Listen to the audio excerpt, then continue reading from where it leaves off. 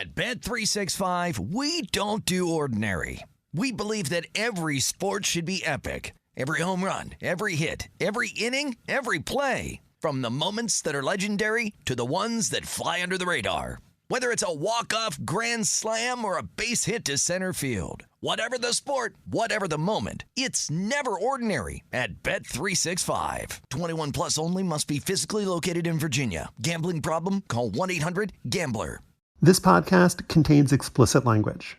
If you want to know how explicit, keep listening.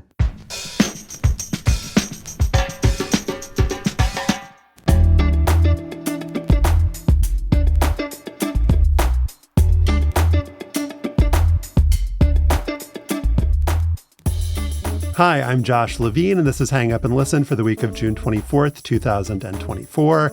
On this week's show, we'll share our thoughts on one of the greatest baseball players of all time, maybe the greatest, Willie Mays, who died last week at age 93.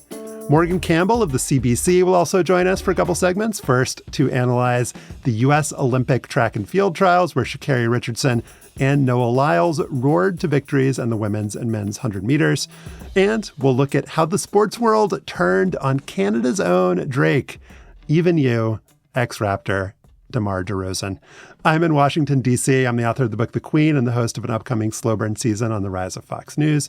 Also in D.C. is Stefan Fatsis. He's the author of the books Word Freak, A Few Seconds of Panic, and Wild and Outside. And don't be surprised if he disappears during the Drake segment, but if we talk about Georgios Zabetas, Giannis Kalatsis, or Vicky Masholiu, he'll be in the front row waving his Greek flag. How'd I do there, Stefan? Pretty good. Do you know any of those people? That was pretty good. Who are they? Georgios Zabetas was a Greek bouzouki musician. I saw some great bouzouki on our trip in Thessaloniki, actually. Saw a legend, actually. Giannis Kalatsis was born in Thessaloniki in 1943. Yeah. With us from Palo Alto is Slate's Joel Anderson, who's been really slacking on his bouzouki lessons. I've noticed. You got to get in the lab with your bouzouki. So bouzouki is not bazooka. This is different. It's not. No, I do know. It's a member of the long-necked lute family with a round body and a flat top. Kind of like an oud. With Stefan, I'm just gonna read off a list of Greek rappers that I've heard. Mad Clip. Are you know Mad Clip? No. Danny Gambino? No. Mente Fuerte? No. Mente Fuerte. Right. Well, we can get into it. Mente Fuerte. I don't know. That seems more Spanish. I respect your Greek heritage. Give Stefan some homework for next week. Yeah, come back with one of your favorite Greek hip hop song, Stefan. We'll see if you come up with something. Okay. Now, as always, we want to thank our Slate Plus members for making the show possible. This week's bonus episode, our Canadian pal Morgan Campbell will chat with us about the Edmonton Oilers' maybe historic comeback in the Stanley Cup Finals, which by the time we hear this will either be a historic comeback or not. It's Schrodinger's comeback, or maybe McDavid's comeback. You can hear that philosophical and hackological debate right now, so long as you're a Slate Plus member. If you don't subscribe, there are two ways for you to hear it. You can either subscribe right now by going to Apple Podcasts and clicking Try Free at the top of our show page, or you can visit slate.com/hangupplus to get access wherever you listen. I am old enough to remember watching Willie Mays play baseball, but not old enough to remember watching Willie Mays play baseball. By the time I was a sentient fan in the early 70s, Mays was pushing 40. The Giants traded him to the Mets in 72 for pitcher Charlie Williams and $50,000. In 73, his familiar power, speed, and grace were gone, and his body was going too. Mays batted .211 in just 66 games and announced his retirement during the pennant race. The Mets held a Willie Mays night in September. Mays didn't play because of a rib injury. Willie is mortal now, Oakland A's star Reggie Jackson said during the World Series, which the Mets would lose in 7 games. Mays' last hit was an RBI single in the 12th inning of a Game 2, during which he also stumbled on the base paths and misplayed 3 fly balls. His last at-bat was a ground out to second in Game 3. After the series ended, Mays said, "The only thing I'm sad about is I'm not going to play anymore." Mays' death last Tuesday came 3 weeks after Major League Baseball incorporated Negro League's statistics into its official record book, adding 10 hits from the Say Hey Kids one season with the Birmingham Black Barons in 1948. And it came 2 days before MLB staged a game at Rickwood Field in Birmingham where Mays played as a teenager. For this segment, we've each picked one topic to discuss that touches on some aspect of Mays' career. Josh, why don't you start us off? There is a reason that before he died last week, everyone called Willie Mays the greatest living baseball player. And now that he's no longer with us, we might just have to shorten that to just the greatest baseball player. The numbers are incredible. An all-star starter 18 times, the most ever. The only player ever with at least 3,000 hits, a 300 career average, 300 home runs, and 300 stolen bases. And I say at least because he had 660 home runs, now 6th all time. This despite missing nearly 2 years when he served in the Korean War. But as Stefan said in his intro, those stats don't capture the way that Mays played. One moment from Game 1 of the 1954 World Series, when Mays was 23 years old, did actually capture it and came to define who he was on the field. There's a long drive, way back in center field, way back, it is gone! Willie Mays just brought this crowd to its feet with a... That play you just heard is maybe the most famous one in MLB history, or at least in the top few. 8th inning, score tied, Cleveland's Vic Wertz connects, creaming the ball 420 feet to straightaway center field. Mays, then of the New York Giants, was playing shallow, as he always did at the Polo Grounds, turns, runs toward the fence, and somehow snags the ball backwards over his shoulder on the warning track, then pirouettes to huck the ball back to the infield and keep a pair of Cleveland runners from advancing.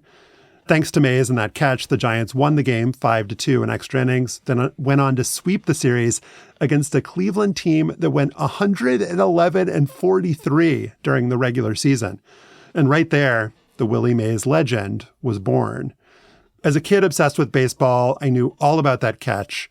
What I didn't know is that Mays didn't consider it his best one. I learned that from a video going around of Mays talking with broadcaster Vin Scully in 2016. Amazing. That was the first time the two legends ever met. Both of them are now gone. And they did so in the broadcast booth of San Francisco's AT&T Park. Here is a clip of that meeting from 2016. But to me, I tell people, the best play he ever made was the line drive hit by Bobby Morgan at Everett Field and basically loaded. And what happened was you hit the warning track, no helmet. You hit your head on the concrete wall. You rolled over on your back, holding the ball in your glove on your chest. Henry Thompson came over, reached in, took the ball out of your glove, held it in the air, and they called Tommy out. That was the end of the game. That's the greatest catch. That's the greatest catch I ever. Nobody talk about that. I do. I remember it. Yeah. I remember Bobby Morgan. Yeah, Bobby Morgan. You got it. The play that Vin Scully and Willie Mays both remembered happened on April 18th, 1952, when Mays was still just 20. Glenn Sparks wrote a great article about it for the Society for American Baseball Research. We'll link to it on our show page. But here's a couple of paragraphs from Glenn Sparks' story. Bobby Morgan, ripped a liner into left center field, and Mays began his sprint toward the wall. According to a reporter from Baltimore's Afro-American, the black newspaper, it was doubtful that anyone in the park, even the most optimistic of the Giant rooters, entertained a hope that Mays would catch it. Mays grabbed Morgan's blast with a desperation lunge. Dick Young wrote that Mays made another one of his description-defying catches. The second-year player left his feet. He actually bounced, crashed into the wall on the first hop, and rolled over on his back, but he held the ball. Young's colleague at the New York Daily News, Dana Mosley, insisted Willie Mays just had no right to catch Morgan's liner. Again, that was from Glenn Sparks' article for the Society for American Baseball Research. After the game, Sparks noted that Pee Wee Reese called it the greatest catch I ever saw in my life. And Mays himself said, I didn't think I had a chance at all to get it. It was sinking fast and seemed to be curving away. but I stayed with it and got it on the dive with both hands together. Slid along the ground and got shaken up. That's all. Little bruise here on my right side. And Sparks, very interestingly, contrasts that description with what Mays said about the Vic Wertz catch, that famous 1954 catch that we've been celebrating for 70 years. Here's what Willie Mays said about that one. I had that ball all the way. There was nothing too hard about that one. That catch today, you should never miss those kind. Stefan and Joel, I don't think there's any video or audio of that Bobby Morgan catch. I don't think there ever will be, but it's pretty incredible to hear Vin Scully and Willie Mays talk about it and remember it. It's a pretty specific reminder of, what's lost when two legends who basically encompass maybe the majority of known baseball history are gone now. But it's hard to think of any athlete who's more defined by a single play, but also maybe, according to him, a different play should be the one that defines him. There was a writer named Arnold Haino who did an entire book about that game, the World Series game between the Giants and Cleveland. And he sat in the bleachers. The book is called A Day in the Bleachers. And he did not intend to write a book. He was taking notes on his newspaper and his scorecard. And it was only after the fact that he decided to recreate what happened that entire afternoon, first as a magazine story and then as a book. And in an interview that he did a few years ago with Marty Appel, the former Yankees PR guy and baseball writer himself, he said, as we left the ballpark that afternoon, the talk was of Dusty Rhodes, not of Mays. And Rhodes had hit a home run for the Giants that won the game. He said that from his vantage point in the bleachers, and this is what he wrote in his book, Mays had turned so quickly and run so fast and truly that he made this impossible catch look to us in the bleachers quite ordinary. But the throw, what an astonishing throw to make all other throws ever before it, even those four Mays himself had made during batting practice, appear the flings of teenage girls. This was the throw of a giant, the throw of a howitzer made human. So it was the throw, not the catch, that people who witnessed it that day were blown away by. So in 2006, Indy Chavez made this amazing catch for the Mets in the playoffs, an over-the-wall catch that was the greatest that I'd ever seen. And I called Arnold Haino and wrote a piece about my conversation with him for Slate, which we can link to.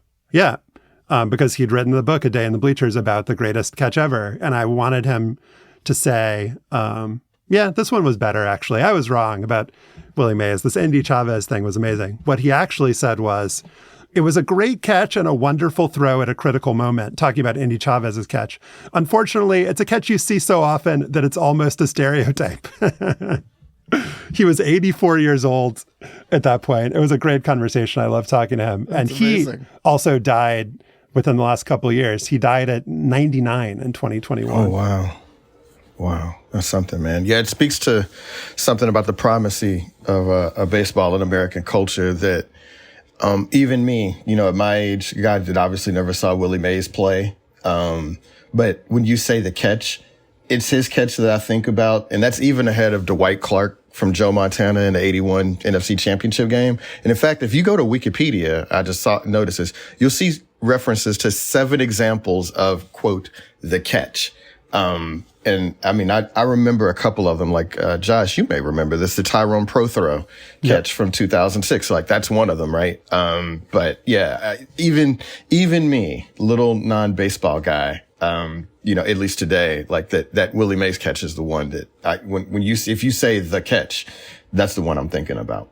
Joel, what would you like to talk about? I'm kind of encompassing a few things, but I obviously listened with great interest to Reggie Jackson's incredible response to Alex Rodriguez's question about what it was like to return to Rickwood Field in Birmingham, where he played in the AA Southern League as one of the few black players on the team. And we're just going to play a little bit of Reggie's response here.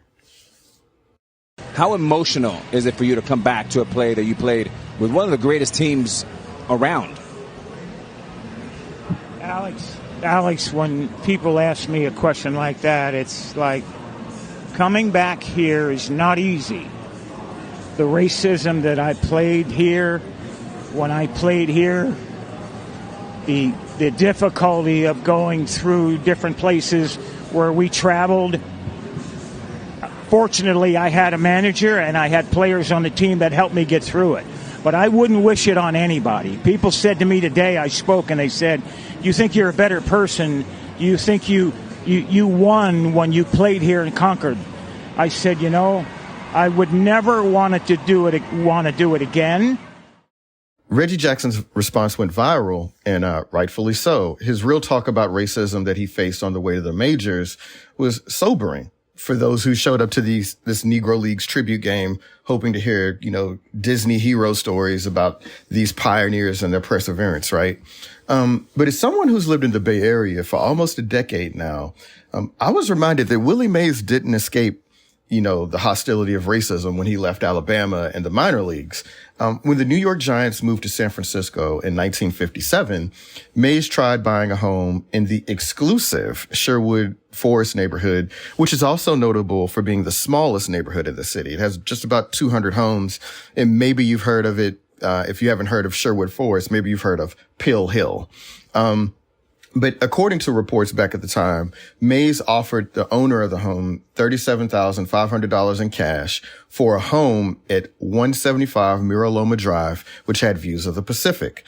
The owner accepted, but ultimately he backed off after his neighbors complained about a black family moving in. And when Mays was denied, the story made headlines around the country. Willie Mays faces problem of a home, and Willie Mays has refused and tried to buy SF home.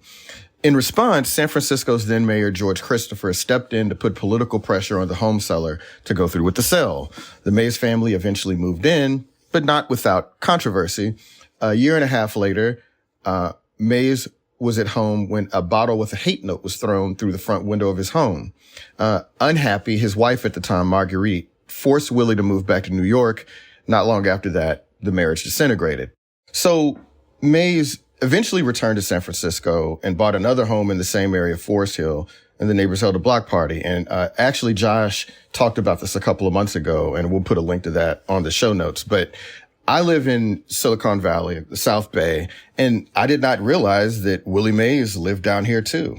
He lived in the town called Atherton, which some of you all may recognize from the Steph Curry incident when he, wrote in trying to object to a housing plan that was constructed around here. And, some people talk about stuff like being against, housing for all or whatever, but it's a very affluent area down here in the South Bay.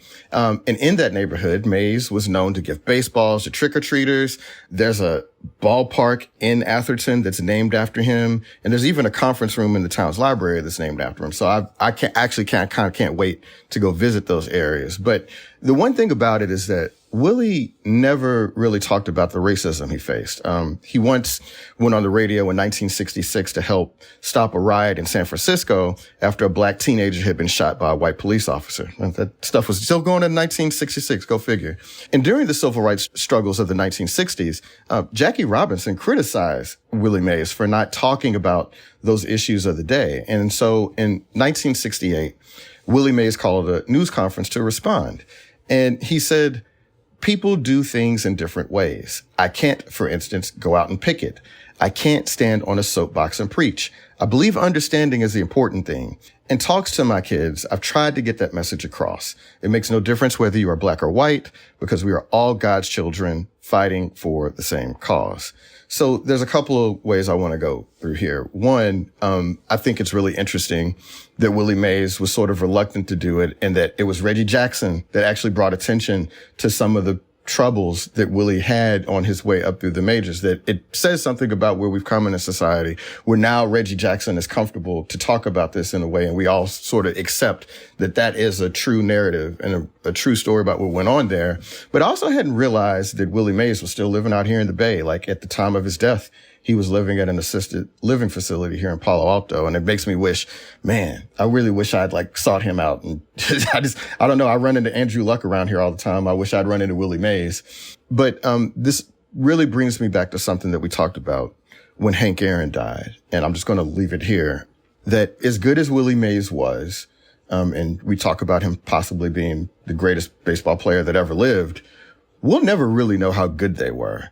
How much the racism he faced impacted him, in some ways traumatized him for decades after. He didn't talk about it. We'll never really know like what he left on the table. But I think people can imagine that it's probably difficult to perform at your best when you're dealing with that sort of harassment and abuse.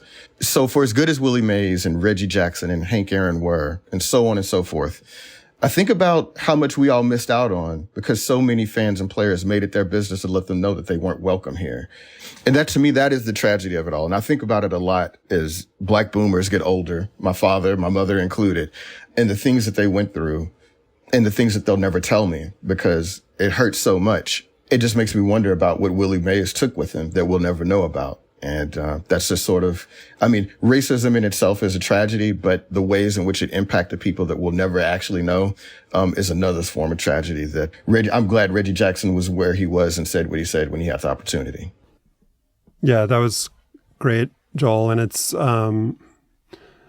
striking that on this theme I keep coming back to about these generations being lost, that Reggie Jackson, a guy that, Stefan, you do remember watching him at his greatest. And Joel, you and I do remember watching him. Like he was around when we were kids, if not at his greatest, but he's now like an elder statesman of the game. And people are listening to him in a way that he wasn't listened to during his career. All right, Stefan, why don't you bring us home here? What do you got for us? I'm going to keep mine pretty tight and talk about one of the weirder and more troubling episodes in Willie Mays' career. He was elected to the Hall of Fame in 1979. There were 23 voters out of 432 who did not vote for Willie Mays to go into the Hall of Fame on the first ballot. In his induction speech that summer, Mays said, "This country is made up of a great many things. You can grow up to be what you want. I chose baseball, and I loved every minute of it. I give you one word, love. It means dedication." 3 months later, the commissioner of baseball at the time, Bowie Kuhn, banned Willie Mays from holding a job in baseball. Mays at the time was working as kind of a goodwill ambassador for the Mets. When the Mets traded for him in 72, the owner, Joan Payson, basically told him he could write his own contract, and he signed a 10-year contract that paid him $50,000 a year to be a part-time coach and sort of a roaming, like I said, goodwill ambassador, PR guy. But then in 1979, Mays got this offer to be a spokesperson for a casino, for Bally's Casino. The Bally company had just hired another former baseball star and executive, Al Rosen, who had been he had been president of the New York Yankees. And he talked Mays into coming on to the company to work as a sort of, glad hander, corporate events, play golf, no connection with gambling, banned from his contract. He could not gamble. He would not have anything to do with gambling. And yet Bowie Kuhn, the commissioner, decided to ban Mays from baseball effectively. There was miscommunication between Mays's people and Mays and the commissioner. One of the stories I read about that was that Willie Mays phoned Bowie Kuhn in August, a couple months before he was banned. Kuhn told him, "I'll get back to you," but he never did. That was from a column in the New York Times by Dave Anderson.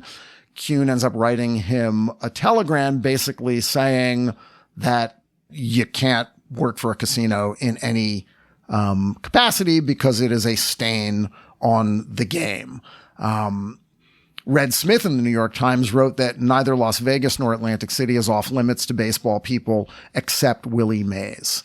Mays wasn't happy about it. Mays pointed out the hypocrisy of baseball's commissioner banning him from working for a casino when owners had owned horses and had ownership interests in casinos, including George Steinbrenner at the time, who was a horse owner. Players had worked for horses and tracks. So this smacked of tremendous hypocrisy, but there was sensitivity about the potential stain of gambling and baseball. 4 years later, Kuhn would ban Mickey Mantle, who signed a similar deal with a casino.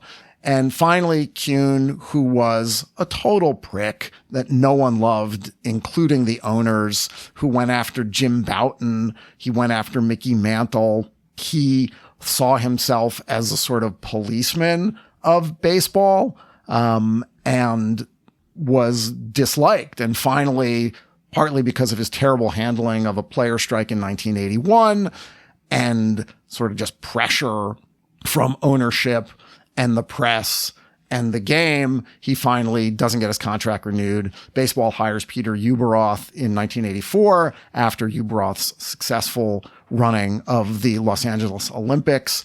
And Ueberroth in 1985 reinstates Mantle and Mays to baseball, much to everyone's relief. And for someone who was my age when this all happened, you know, I was a teenager when he was banned. I remembered, like I said, Mays at the end of his career. This kind of stained Mays in my mind. The impression of Willie Mays that I had was that, oh, he's a guy connected with gambling. He was not a good ambassador for baseball. And what it was Bowie not Kuhn actually did, the connection to gambling that stained him. It was the fact that he was banned by baseball. Yeah. Mm-hmm. Yeah. But if you were reading, it wasn't like columnists were supportive of Mays and called out the hypocrisy. It was the opposite, that there should be no connection between baseball and gambling. And How that far Willie we've come Mays as a had done society. something wrong. I mean, I was going to say, we really come a long way, haven't we? Yeah, we have come a long, long way. And that was obviously a stupid PR move by baseball to take two of the greatest icons of the game and say they are not fit to be servants of the game and represent the game. And it really is sort of this sort of weird coda to Mays' career. And the financial aspect of this, Joel, was that, you know, Mays and Mantle, they were paid well for their time in baseball, but they made a lot more money being spokespeople in the late 70s and the 80s than they ever did playing baseball. You know, particularly for someone like Mays, who came up right after the sport was integrated, Major League Baseball was integrated rather, and to want to go out and basically capitalize on his name the way Joe DiMaggio and every other sports icon was able to do to compensate for the shitty wages that they were paid throughout their careers. Well, I guess when we're thinking of why baseball is where it is in the pecking order of the American sports hierarchy, you know, banishing two of your most famous players from the game probably didn't help a lot. Probably would have been nice to have had them around as football and basketball were ascendant in this country. So congrats to you, Commissioner Kuhn. Up next, we'll talk to Morgan Campbell of CBC Sports about the U.S. track trials.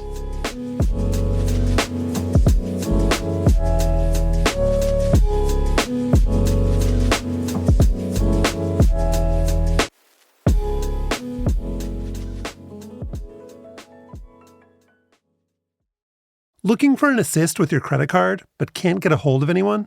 Luckily, with 24/7 US-based live customer service from Discover, everyone has the option to talk to a real person anytime, day or night.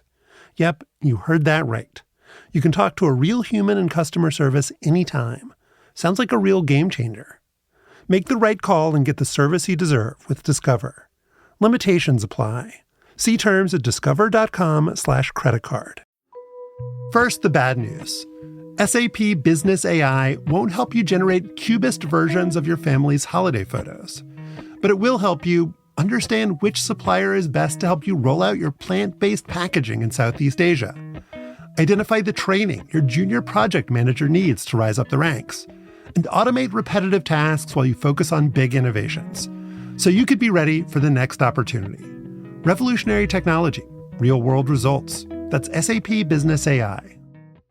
At Bet365, we don't do ordinary. We believe that every sport should be epic. Every home run, every hit, every inning, every play. From the moments that are legendary to the ones that fly under the radar. See for yourself when you sign up today and get $150 in bonus bets when you bet just $5. Whatever the sport, whatever the moment, it's never ordinary at Bet365. 21 plus only. Must be physically located in Virginia. Gambling problem? Call 1-800-GAMBLER. Terms and conditions apply.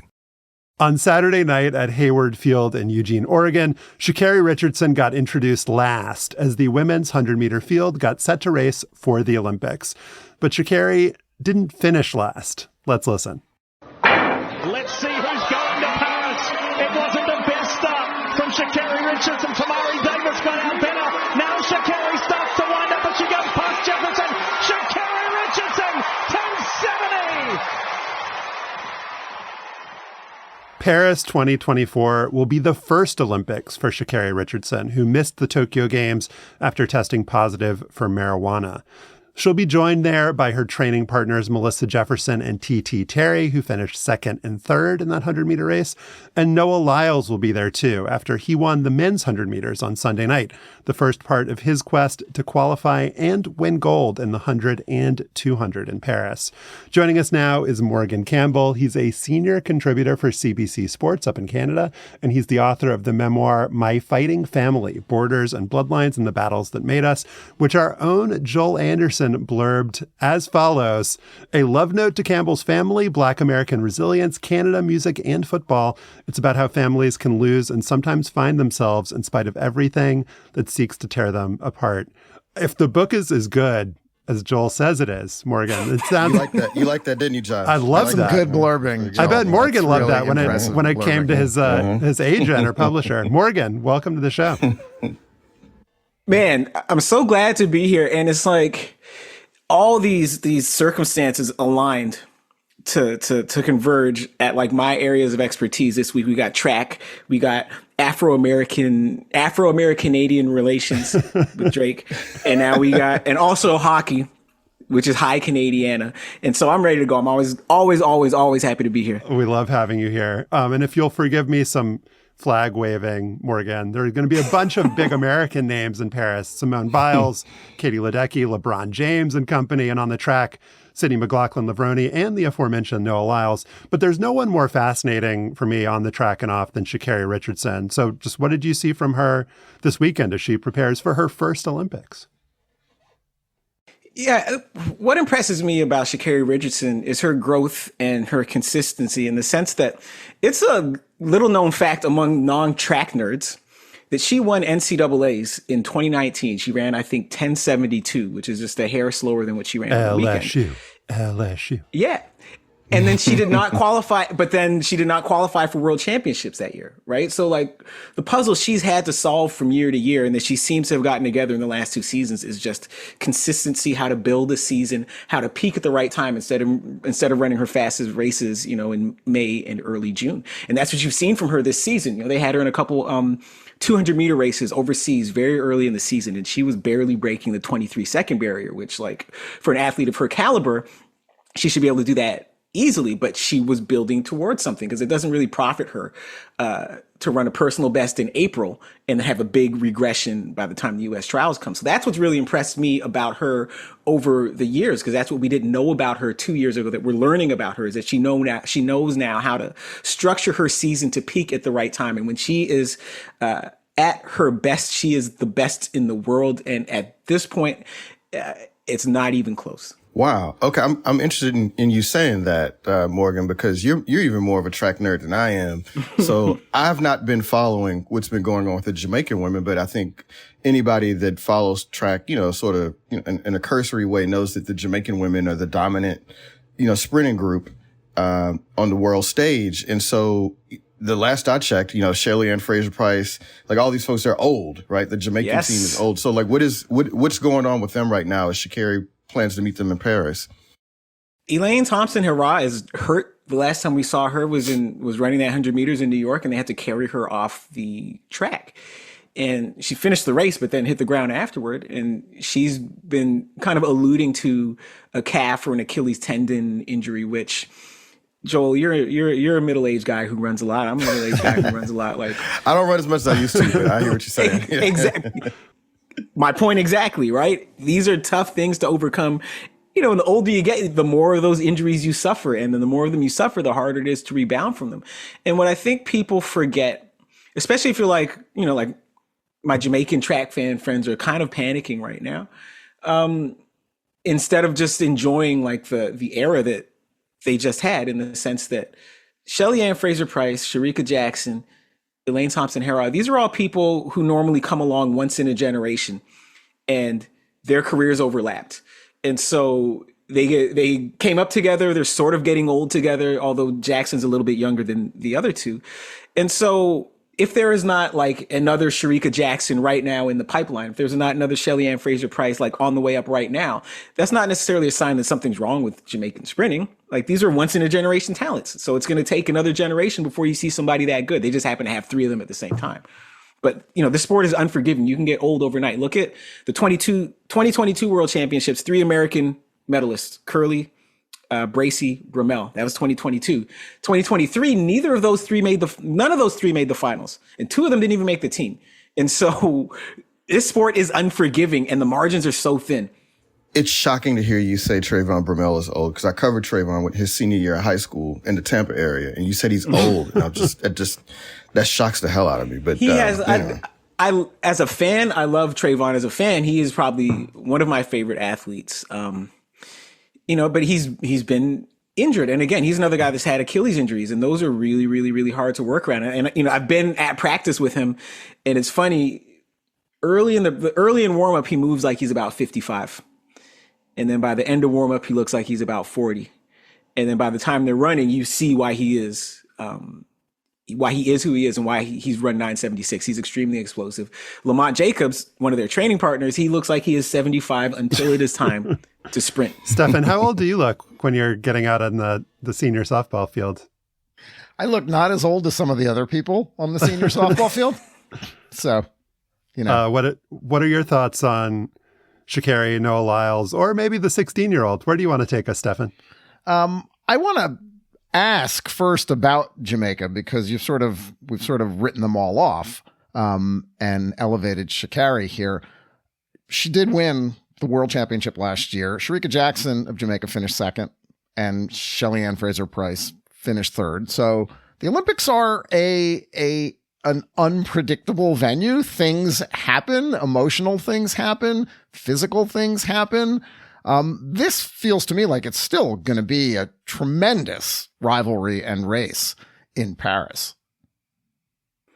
Yes, but just not with the principles you think. Sure. Because what you can really only evaluate is how the people are running right now. And if I say, I think Shelly Ann's a medal contender, it's not based on what I'm seeing right now. It's just me falling back on what she's done in the past and sort of making an easy guess and just saying there's going to just be some magic, and I think she's going to get it together. She's going to get up for the Olympics, when the truth is she's in her late 30s. Mm-hmm. Pushed her season opener all the way back to mid-June and ran 11.1, which is, you know, a great time for most people, but not for somebody that has run 10.6. And 11.1 is not going to get you. And you don't have to run Olympic medal times right now, but we don't know which way she's trending. All we have is that one data points, and it is impossible to predict how she's going to look 6 weeks from now based on that one race where she looked a little bit slower than the last time we saw her. And it would be different if she ran that 11.1 in April as opposed to running it in mid-June. And so me, like, one of my claims to fame on social media is that, like, after a semifinal of a 100-meter race, I can usually predict the finals fairly accurately. But what I can't do, what I don't do, is try to predict them 6 weeks out, because you cannot really know unless you are in practice with these people every single day, reading the power output data when they hook up to the 1080 sprint and all this stuff. We don't have that. So all we have is what the races say. And so, like, after the Olympic semifinal, I can tell you what the final will probably look like. But right now, anyone that says they know for sure is guessing. So Noah Lyles won the 100, not his best event. at the U.S. Olympic trials. He is going for the 100, 200 double, and he continued his trend established over years of being like maybe the thirstiest athlete in the history of athletics. He has this new thing, Morgan, where he like pulls out Yu-Gi-Oh cards out of his uniform. And he clearly, there's some symbiosis here with NBC, with the Olympics, and with him. Like he wants to be a star. They want him to be a star. And look, let's be honest, he is a star. He's got a great smile, great, he's a great athlete. But I guess what is your take on him, both from an athletic standpoint and from a wattage standpoint? Two things. One, on the track, he's an absolute phenomenon. The only person, look how long it took anyone to even approach Michael Johnson's 200-meter national record. He ran 19.30 a couple of years back. And look how long it's been, like, since Usain Bolt, reached the far side of his peak. We haven't seen people win the 100-meter, 200-meter double at the world level. It is much more difficult than Usain Bolt made it seem. Usain Bolt made it seem like you should be able to do that. But each of those events has hardcore specialists that make it hard for one person to win both those events at the world level. And Noah Lyles has done that. An interesting thing about Noah Lyles, so when you guys watch Noah Lyles, especially when you watch Sha'Carri and you follow the online chatter, you will hear a lot of people saying, this person needs a better start. If they had a better start, they would run. Or they faster, at least need to tie their shoes before they start. Yes, that's something different. As Sha'Carri failed to do in one of her races. But when you think about it, each of the 100-meter champions from the U.S. trials were people who allegedly do not have good starts, which makes me wonder, like, as Carl Lewis was asking the other week after NCAA championships, does my person need to work on their start, or does everyone else need to work on their finish? Because this is the story that's out here about Sha'Carri. Sha'Carri's a inconsistent starter, but she's not a bad starter. She's a very patient sprinter, and so is Noah Lyles. And this is the point I'm making, is a lot of fans are not patient. They watch a 100-meter sprint and they want you to crush the competition in the first 15 meters and go from there. Which I turned my TV off 50 meters through and just assumed that Christian Coleman had won the race. That race model probably worked for Joel as the fastest 10-year-old in America. But at the world-class level, it's about distributing your energy. And the fascinating thing about Sha'Carri and Noah is that they are so confident in their race plan, and they're so patient that the times they actually do have bad starts, they do not panic. And they can still go through the phases of their race and still finish very strongly even after a bad start. And that is a special skill. That is a superpower. Yes. And not everyone it's a can do superpower that. to not panic. Yeah. Yes. And so when I hear people say Sha'Carri needs a better start, she just needs a consistent start. And the start to me is not, what you do in the first 5 or 10 meters. It's how well you accelerate. How do you set yourself up to hit your top speed at the right time? And when Sha'Carri's doing that right, nobody does it better than Sha'Carri. It just doesn't look like it after 10 meters. Same with Noah Lyles. Now, as far as his off the track persona is concerned, I think the difference between, there's this push, he's sort of been identified as like the next Usain Bolt, in the sense that he's a guy that can win the 100, win the 200, and he has a big personality. Except that Noah Lyles just seems to be much more self-conscious of himself as a brand than Usain Bolt ever was. Usain Bolt just had a personality, and it just sort of came out. Whereas Noah Lyles is self-consciously saying, let me show you my personality. I'm going to drop this hot take about NBA players, which wasn't necessarily wrong. World champions of what? No, the NBA champ is the NBA champ. He had reporters in the mix zone last year. He was trying to play his, I guess he has a song. You guys want to listen to my song? So he's very conscious of the spotlight and of the brand that he's trying to promote. But that's a big difference between him and Usain Bolt. Usain Bolt was just his personality, and the brands, the sponsors came to him, the audiences came to him. Whereas Noah Lyles is like, hey, I'm an awesome guy. Why don't you guys notice this? And NBC's like, hey, audience, Noah Lyles is awesome. How come you go, well, if you don't notice it now, we're not going to let you not notice it. So that's the difference. Self-fulfilling prophecy. I mean, he had Snoop Dogg carry his silver briefcase onto the track. When he came out on Sunday night for the finals, he was by far the most ostentatious of the runners. He ran out like 30 yards down the track and waved to the crowd and pumped people up. He's a tryhard, but man, he's amazing. Well, the difference, he's a tryhard that is very, very good. And I don't know how this plays amongst the mainstream audience that does not watch a lot of track and field. Like in my house, it plays a little bit differently. Little known fact or well known fact, my wife, you guys can see her picture on the wall right here, is a literal world champion, world indoor champ, world outdoor champ over the hurdles. And so if there's anybody that's like sympathetic to the way athletes, prepare themselves and get themselves hyped, it's my wife. But Noah Lyles has turned her into a get off my lawn curmudgeon. And so when Noah Lyles starts grandstanding before the race, my wife is like, Joel is nodding his head yes here. Yes. It's a bit much. I mean, we all know that sprinters have like their personalities, right? The Maurice Greens or whatever. Yes. They were all like, big personalities, but it's just that dude is trying so much. But I actually want to move on and ask you about the 16-year-old Quincy Wilson, who by the time most people hear this episode, he will have run in the 400-meter final on Monday. And look, man, you and I both know that there is a history. There's a real tradition of like these quarter miler phenoms in history. Like I ran at track meets with O.B. Moore, right? Like William Reed, Clinton Davis, and they burn out. Like high school is as far as they go with it. What do you think about Quincy Wilson? Do you think that he has the potential to be different, or are you sort of worried about the same things that I'm sort of worried about, which is I'm like, man, what's after this? Both, in the sense that he has the potential to be different because if he and the people, especially the people managing him, are smart, they can look at the mistakes that have been made in the development of previous phenoms and go in a different direction. And the truth is,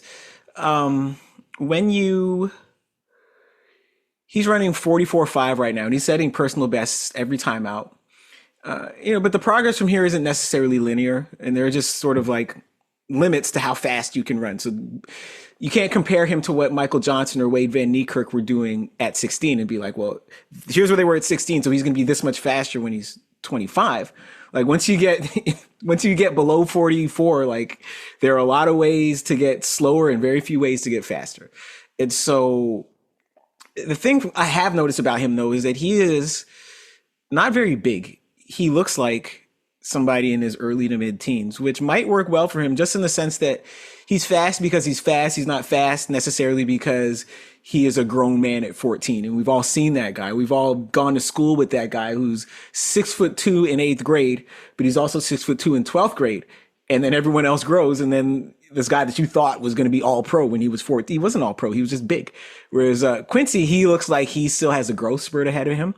And so he might have a different trajectory, but I've also learned, like in any sport, but especially in track and field, to just sort of appreciate somebody's ability and their results at every age group, just because it's very rare to have the best 16-year-old in the world grow up to be the best 20-year-old to grow up to be the best grown up. It's very rare. Like Trayvon was one of them.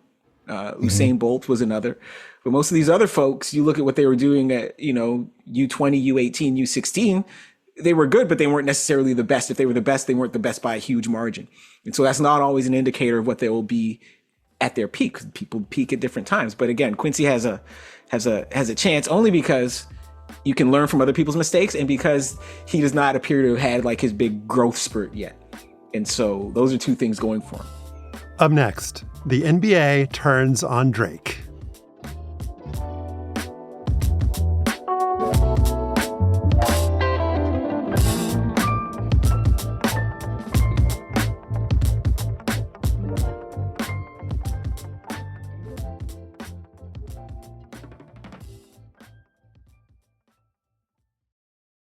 In Meet the Grams, Kendrick Lamar's excruciatingly cruel Drake diss track, he offers a warning to a couple of Drake's NBA friends. Here's a brief clip where Kendrick implies that Drake's preference for younger women might put their daughters or themselves at risk. The embassy about to get raided too. It's only a matter of time. Hey, LeBron, keep the family away. Hey, Curry, keep the family away. To anybody that embody the love for their kids, keep the family away. They looking at you too. If you standing by him, keep the family away. I'm looking at you. It goes on and on like that. It's pretty rough if you're a Drake fan. But fast forward to Thursday, when Kendrick threw a big concert at the Kia Forum in LA, and sports fans might remember it as the old Forum, the Lakers' home arena. And Kendrick seemingly welcomed all of LA's celebrities to the stage. And a number of NBA players were in attendance, including LeBron and Russell Westbrook and DeMar DeRozan, who joined Kendrick on stage. Their appearance at Kendrick's concert seemed to indicate a break from Drake after more than a decade of athletes cozying up to the rapper on sidelines and nightclubs and even in business ventures. So, Morgan, Drake was even an ambassador for your hometown team, the Toronto Raptors, and we're gonna talk about you being there for that. But I did want to start off asking you, like, what do you think it means that DeRozan, a very popular former Raptor, joined Kendrick on stage last week? I mean, we cannot be surprised given the fact that DeRozan is from Compton. He's not just from LA, he's from Compton. And when he played in Toronto, when they would, do the pregame intros, they would announce him, when they announce everybody's college if they went to one. But for DeRozan, DeRozan and Kyle Lowry, they would also mention the hometown from USC, from Compton. And so Drake gets into it with a guy from Compton. DeRozan don't play in Toronto anymore.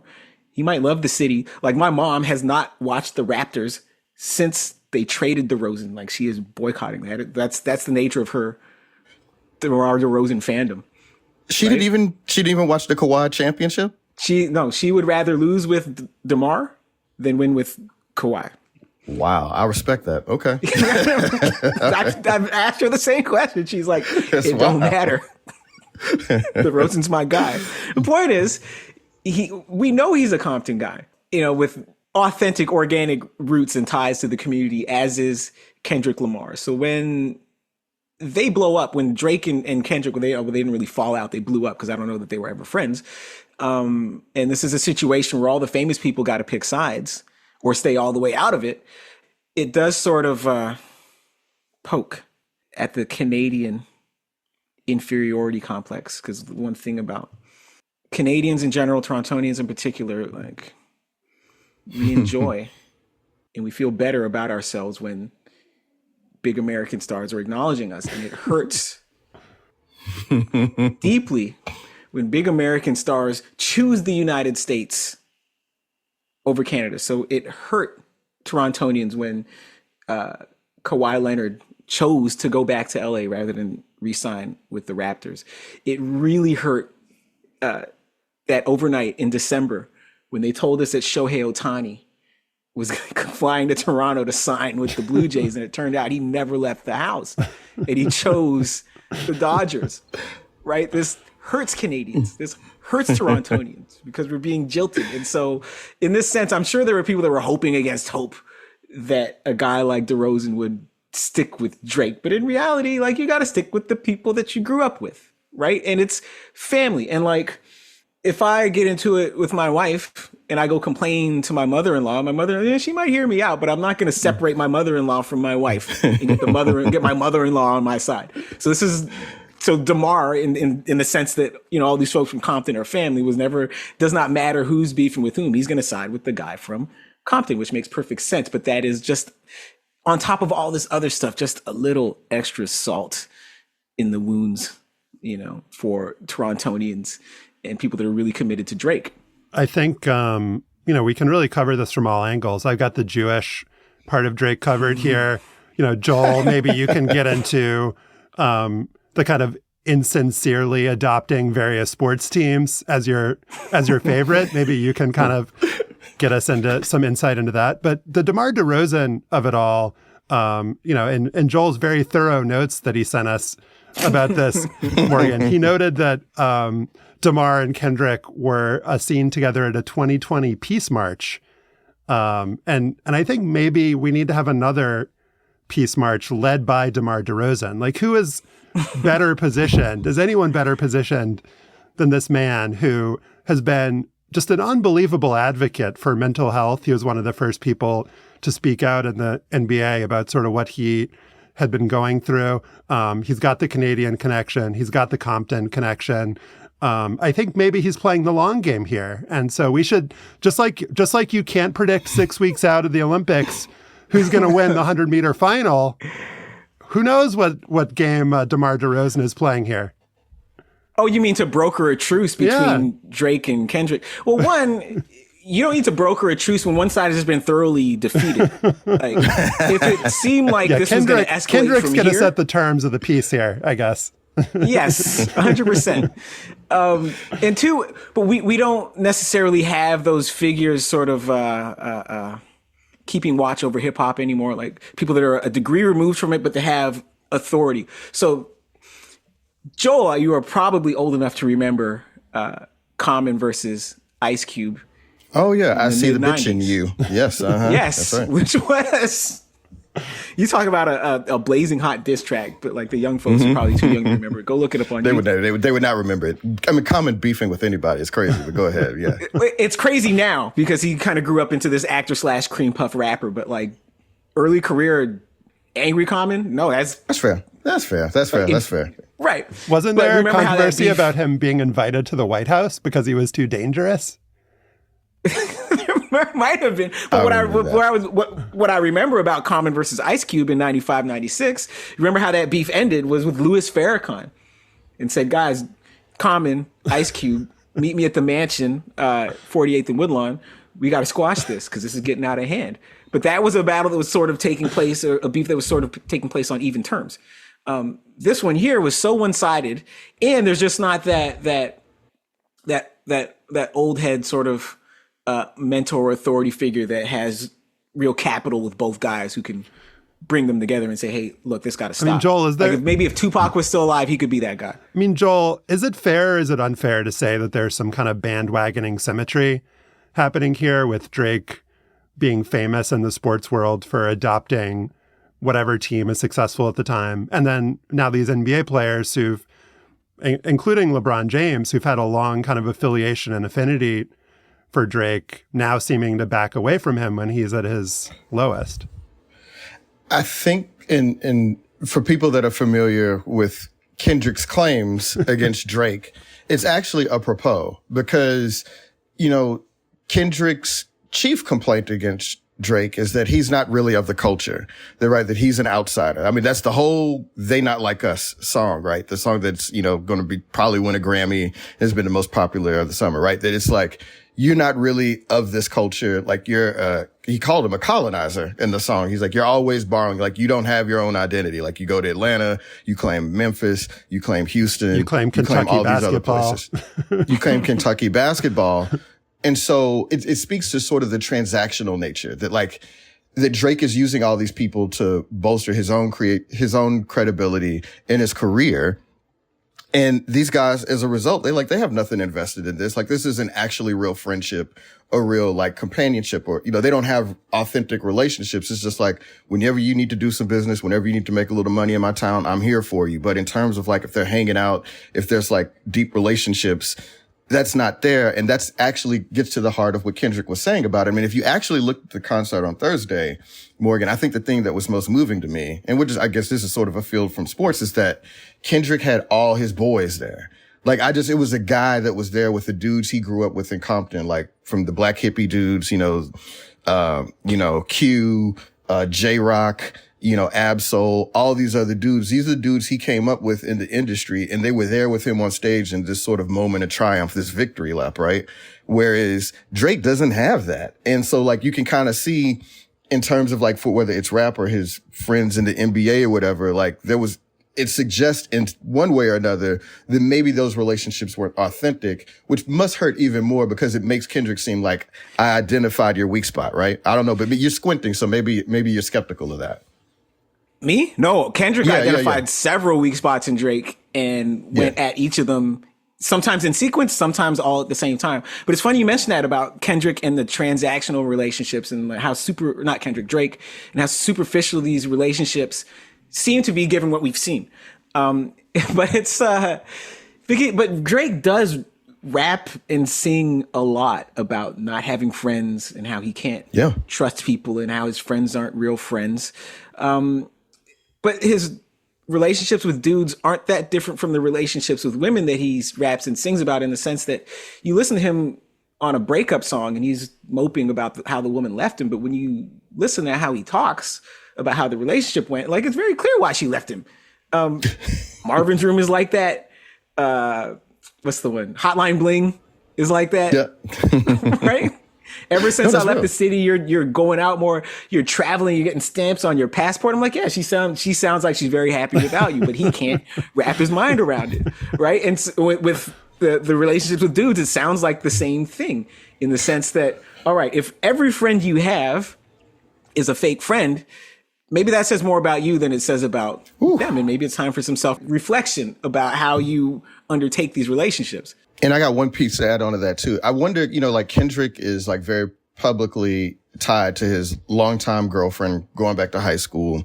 He has kids with her, whatever. And he's like, it's like, you know how like when you're in your 20s and you hang out with somebody and it's like, you're having fun and you're at clubs and going to parties and stuff. And it's like when all that stops, like when you settle, you get married, you get a job, you become a boring middle-aged person, then you're just like, oh, I'm actually not that friend. They were fun to go out with, but that's not actually my friend. I wonder if that's some of what's going on here too, right? There's just like these dudes are like, well, man, Drake's cool when we want to have some girls around, or if, I want to fly on his plane or be at his concert. But if it's like, is this my boy? Nah, and I just wonder if that's some of what's going on here too. I think that there's always been a kind of transactional relationship between basketball and hip hop in particular, or maybe transactional is a little bit rough, but the two cultures obviously feed off each other. The stars and basketball and hip hop revere each other and want to be each other in a lot of different ways. But just back to the kind of authenticity question, and Morgan, you can speak to this certainly better than anyone else on this panel, but like the relationship with the Raptors, at least to me, to an American, to an outsider, to just an NBA fan and an observer, it always seemed like there was something genuine and authentic to it. I mean, maybe something performative about Drake being in the front row and the ways he would react in games, but I'm just curious from what Torontonians or Canadians felt about that relationship, and whether, just from your firsthand experience, whether it felt real to you, the connection there. That connection felt more real than almost anything else. Than any of his relationships with people? Well, the evidence of that is when they finally officially announced the WNBA team coming to Toronto, the expansion team. Drake was at that news conference. And so the Raptors, he's their global ambassador. They still have a relationship with him. They still feel comfortable bringing him around, putting him out front. Whereas like all these guys he name checked at the beginning of Family Matters, they haven't come. Like YG, he was at the Pop Out concert. Do you see what I'm saying? So forget DeRozan specifically. When the Raptors as an organization turn on Drake and or make Kendrick their official ambassador, then we know it's time for him to it's over. It's time for him to leave Earth exactly at that point. but Drake's, from what we see of Drake's basketball fandom, he's not that different from a lot of people in Toronto, in the sense that most of us like are Raptors fans first and foremost, but we might have another team that we really like, or just another group of players that we really like. I'm a Raptors fan first, obviously, but I'm also a Bulls fan because my folks are from Chicago, and I was a Bulls fan before the Raptors existed, and I know friends that they are Raptors fans, but they are also Celtics fans. They're also, not Orlando. Orlando doesn't have any fans, but you know what I mean? Lakers fans, like that. So in the sense that Drake is a Raptors fan and a Raptors ambassador, but he also is, whether or not he's tight with them, like an authentic friendship kind of way, but like he likes these guys. He likes Curry, likes LeBron, whatever. That is not that unusual. And so when he signed up as the Raptors global ambassador, this is probably 10 and a half years ago now, he was in a different place in his career. Like he was big, but he still wasn't as big as he is now. He was still ascendant, but at the same time, he had what he gave that organization was a sense of cool and like cultural currency that they weren't going to get if they had signed some other Canadian music star. cardinal official or something like that. Because he a cardinal is like, he's intensely local, right? Or even Anne if they Murray. sign, right, Bryan Adams, Celine Dion, something like that. That speaks to a certain demographic, but the Raptors, they were trying to go young, they were trying to go cool, they were trying to go urban, which is how white people in Canada say black.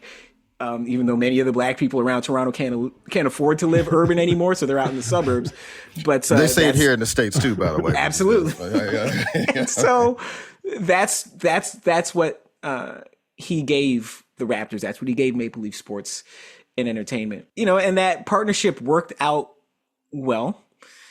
It's just interesting. I'm very interested to see how it plays out this year, because the Raptors are going to go to how many games in an NBA season? 82.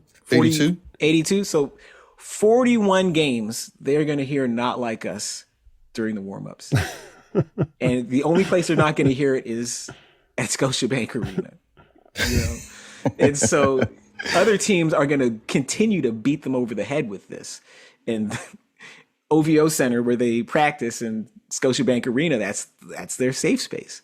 But I don't see how they go through a whole season without having their noses rubbed in this in every stop on every road trip.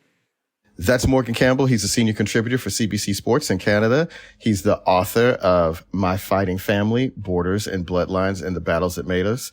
Buy it. Read his book. Maybe read my blurb too. I assume it's there. No, I'm just joking. Actually, so Morgan's going to come back, though, for the bonus episode, talk about the Stanley Cup Finals, because he's from Canada, so we kind of stereotyped him. But at any rate, Morgan, thanks so much for being on with us, man.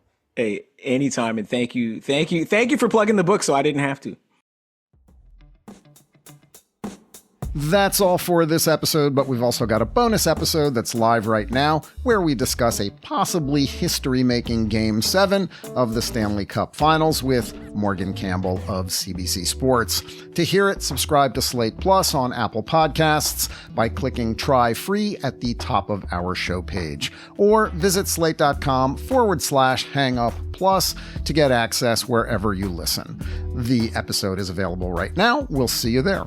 Our show notes are at slate.com/hangup, and you can email us at hangup@slate.com. And don't forget to subscribe to the show and to rate and review us on Apple Podcasts.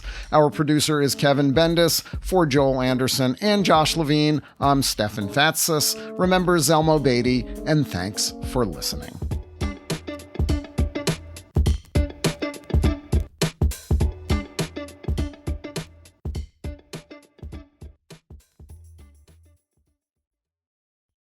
At Bet365, we don't do ordinary. We believe that every sport should be epic. Every home run, every hit, every inning, every play. From the moments that are legendary to the ones that fly under the radar. Whether it's a walk-off grand slam or a base hit to center field. Whatever the sport, whatever the moment, it's never ordinary at Bet365. 21 plus only. Must be physically located in Virginia. Gambling problem? Call 1-800-GAMBLER.